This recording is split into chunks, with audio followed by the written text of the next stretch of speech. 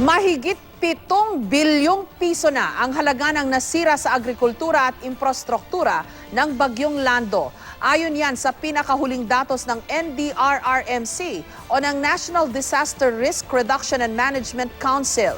Kabilang dito ang ektaryang palaisdaan na nilamon ng baha sa Pampanga. Samantala, isinailalim na sa state of calamity ang bayan ng Masantol dahil sa lagpas taong baha roon. Live mula sa Masantol sa Pampanga, may report si Susan Enriquez. Susan? Jessica, dahil nga sa pagtaas ng tubig, dulot ng Bagyong Lando, ay inilagay sa state of calamity itong bayan ng Masantol. Itong bayan ng Masantol, ang huling dinadaanan ng tubig patungo sa Manila Bay.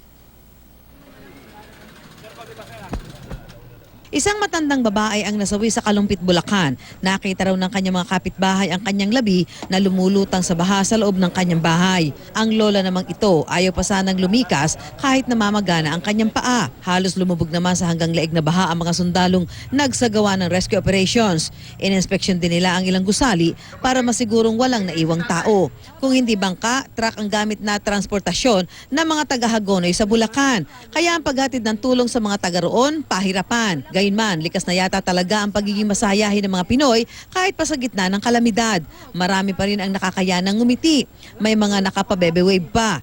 Mayroon ding relax na nakahiga sa palutang-lutang na salbabida sa baha. At ang mga lalaking ito kahit tanghaling tapat, sige ang tagay. Ayon sa lokal na pamahalaan, patindi ng patindi ang nararanasan nilang pagbaha sa mga nakalipas na taon. Magmula dito sa aming bayan, paakyat ng Angat, may mga dugtong-dugtong na ilog yan.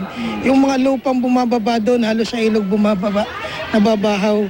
Kaya pagka bumaba yung tubig, sa halip na makaya ng ilog, ito yung pumupunta sa bahayan dahil mababaw na yung mga ilugan.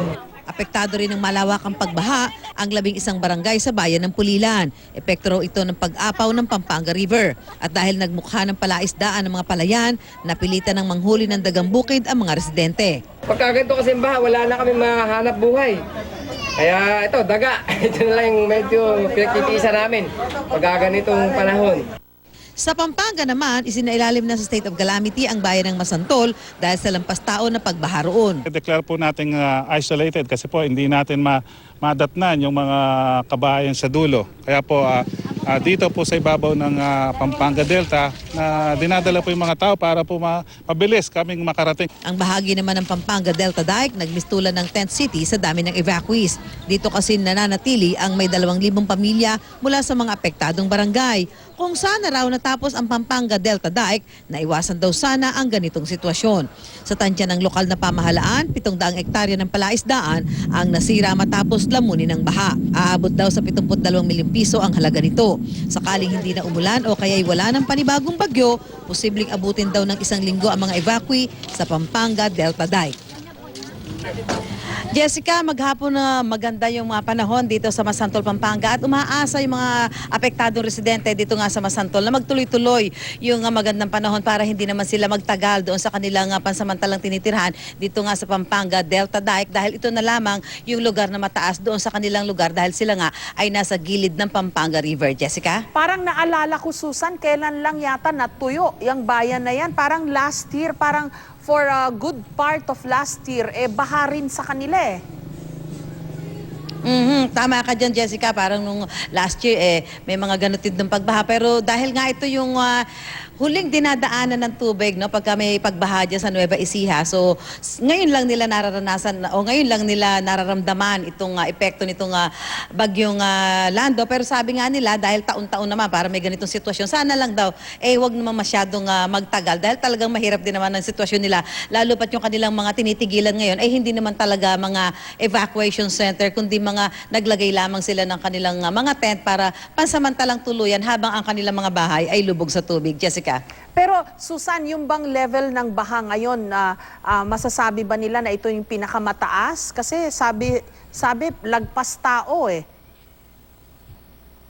Hindi pa kasi yung sinasabi nila Jessica, yung bagyong Pedring daw, yung isa sa mga pinakamatinding na nagdulot ng pagbaha sa kanilang lugar. So ngayon, ito parang hindi naman nila masyadong dinaramdam. Ang ipinagdarasal lamang nila magtuloy-tuloy na yung magandang panahon, gaya ng naranasan nila ngayong maghapon, mainit at wala na munang dumating na bagyo para kahit pa paano mapabilis yung paghupa ng tubig at makabalik na sila sa kanilang mga tahanan. Jessica. Maraming salamat sa iyo, Susan Enriquez.